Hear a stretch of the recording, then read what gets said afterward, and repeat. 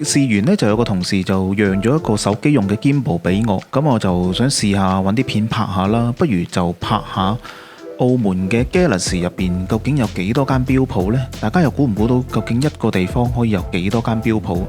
而因為我諗2年以嚟封關呢，有好多香港嘅朋友仔其實都未嚟過澳門啦。呢2年咁銀河嗰個轉變呢，亦都個鋪頭呢個轉變都比較大。咁我亦都希望今日呢個片呢，等大家可以睇一睇銀河到底有咩嘅標鋪呢，亦都有咩標鋪暫時係未有嘅呢。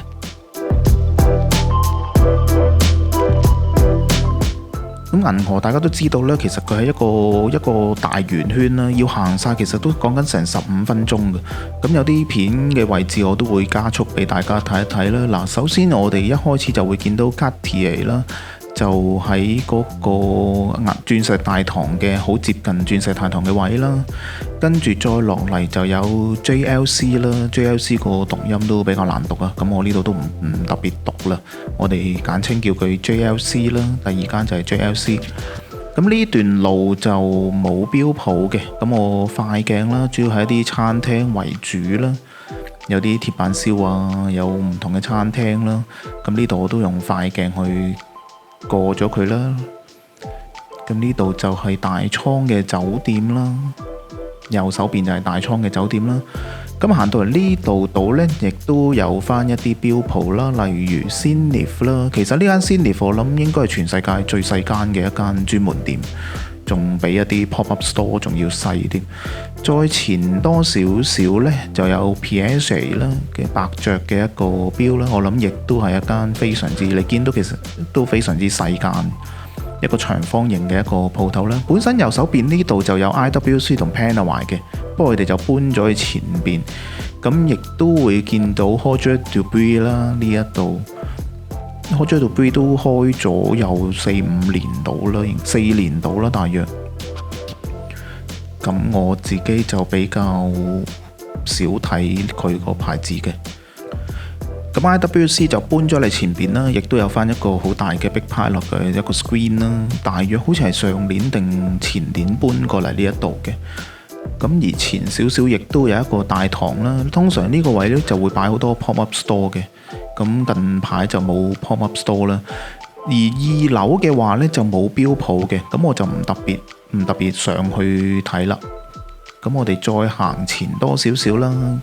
呢度都係時裝鋪為主嘅，咁而 Panerai 嘅話呢，其實就搬咗嚟呢一度，本身就喺頭先前邊嘅位置啦，咁就搬咗嚟呢一度，比較一個 open 嘅一個 display 嘅一個風格啦，啲錶都擺晒出嚟俾大家可以摸到手嘅。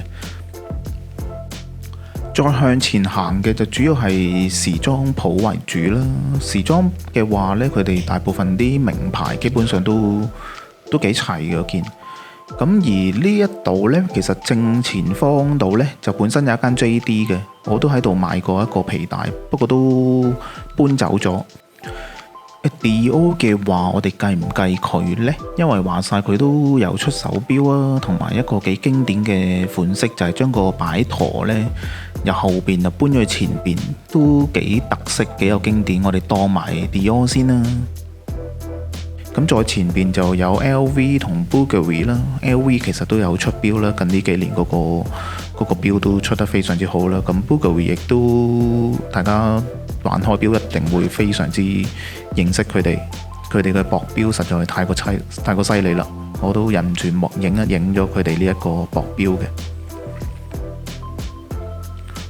再行前亦都係時裝鋪為主啦 Berluti 啦，同 Hublot 有個合作嘅 Berluti 啦 Burberry 啦，而呢度就有一間 Tiffany 啦，我亦都冇特別認真睇下佢有冇錶賣嘅呢一間 Tiffany， 不過佢哋有出錶啦 Tiffany 就 Blancpain 啦，呢度亦都有翻 Blancpain， 之前好似唔係呢個位，不過佢哋搬咗過嚟呢一度。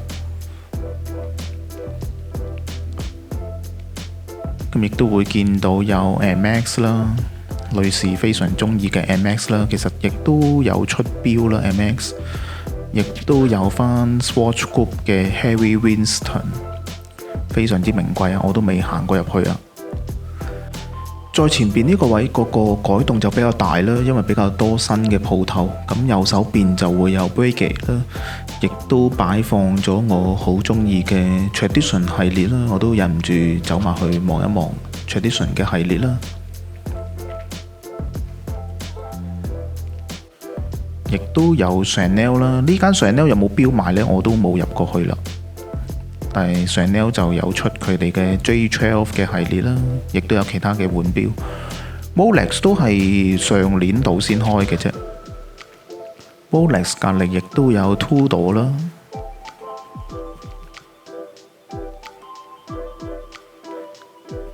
咁開埋 Rolex 同 Tudor 嘅話呢，其實都已經幾齊㗎啦喺 Galaxy 入邊。而呢度亦都有翻 Hublot 啦。Hublot 呢個位之前曾經係 Zenith 嘅，好耐之前，不過就變咗做 Hublot， 亦都幾大間嘅呢一度。Hublot 嘅對面，我哋亦都會見到有 Omega 啦。Omega 呢一間都唔細間嘅，你見到。另一邊你會見到有間江詩丹頓啦，咁呢間我唔知道又算唔算係全世界最細間嘅江詩丹頓呢？其實都你見到都好細間嘅。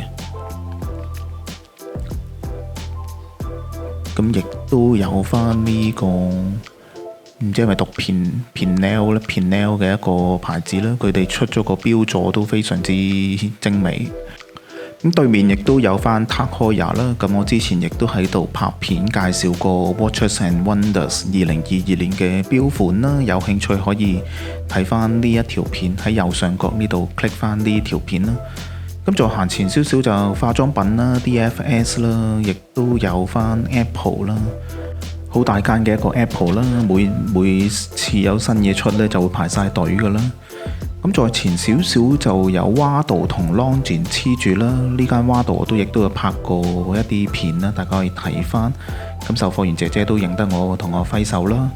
咁呢間 Longines 呢，每次入去呢都買嘢，真係唔可以成日入去啊！我自己都帶住咗喺 Galaxy 買嘅呢一隻 Longines 啦，兩隻嘅 Longines其實我都喺 Galaxy 度買嘅，所以都盡量唔好再行入去，每次行入去都忍唔住。再前邊嘅話，可能香港人會比較陌生啦，因為都係近呢一年先起好嘅呢一個水晶大堂啦。咁因為呢個水晶大堂其實就連接住一個新嘅一個銀河，有一間酒店啦，將會落成啦，所以亦都呢一個位呢，算係第時嘅一個比較緊要嘅一個地標啦，叫做呢個位就叫做水晶大堂啦。咁如果呢2年都冇嚟過銀河嘅話呢，就應該未見過呢一個水晶大堂。再前少少就有 Franck Muller 啦，呢一度，咁之前就有嗰隻 Sloopy Benford 嗰個款式擺咗喺度，唔知係咪賣咗呢最近。而呢一度就以時裝鋪為主啦，呢一度都冇錶鋪嘅，咁我亦都加速啦。右手邊有翻個 food court 啦，左邊就有巨記啦，亦都有翻一間24小時嘅翠華嘅呢一度。咁再前少少呢，其實本身呢度就有間 Swatch 嘅，咁就變咗做其他鋪頭啦，咁就變咗我哋眼前見到嘅 Cobham 啦。Cobham 我都冇實質行過入去睇，其實就昆侖錶啦，亦都有翻 Breitling 啦。咁 Breitling 都用翻最新嘅一個設計風格。再向前行嘅話呢，就會去到最後一間錶鋪噶啦。呢個係一個圈入邊最後一間噶啦，就係 Tissot 啦 ，Tissot 嘅，用咗一個現代嘅一個裝修風格啦。我亦都喺呢度第一日就買咗呢一隻 PRX 嘅，喺呢一間鋪頭度買嘅。隔離亦都有一間六福珠寶啦，之前就有啲錶擺出嚟嘅一啲代理嘅牌子，不過就依家就冇再擺啦。咁其實就完晒噶啦，再向前行嘅就去翻一開始嗰個鑽石大堂噶啦。咁就數完晒啦，總共有28間錶鋪，咁大家又估唔估到原來一個地方可以有28間嘅錶鋪？而呢一個紀錄算唔算係澳門度最多呢？我哋下一集又探討下其他。如果大家都中意我拍呢類型嘅節目，輕鬆少少嘅，咁我都喺下邊嗰度留言話俾我知啦。咁我哋下一次又試下去第二度比拼一下啦。咁我哋下一集嘅片再見啦，拜拜。